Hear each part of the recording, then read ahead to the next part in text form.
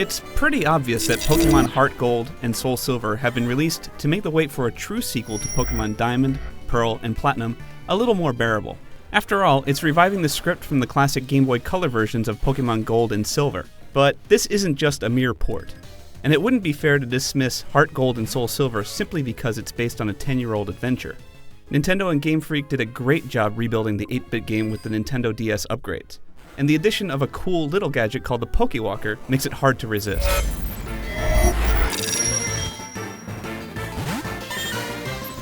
HeartGold and SoulSilver use the same 3D engine as Diamond, Pearl, and Platinum.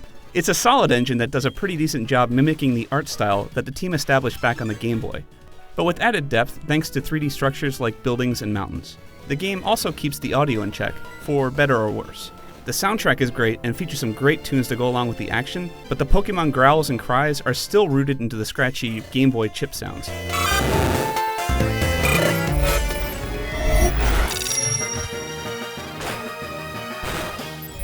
HeartGold and SoulSilver sticks with the standard Pokemon RPG formula. Explore the wild, discover Pokemon, catch Pokemon, repeat until you defeated all the Pokemasters in the region. While this game removes a couple of subtle and basic elements, it brings back some key items that were abandoned. There are now events tied to the system clock, so you can join special events and find specific Pokemon at specific days and times. You can also have any of your Pokemon tag along with you as you wander around the land, something that hasn't been done since Pokemon Yellow. There's even an added region, making it a 16-badge quest instead of the usual 8. Added to the adventure are new sub-games like the Pokathlon minigame events that use the touchscreen. But the biggest addition is the Pokewalker. Bundled with each copy of HeartGold and SoulSilver is a Tamagotchi-like gadget that lets you beam any Pokemon in your collection out of the DS cartridge. The Pokewalker isn't all that technically advanced, but it gives you something to do with your Pokemon collection outside of the DS game.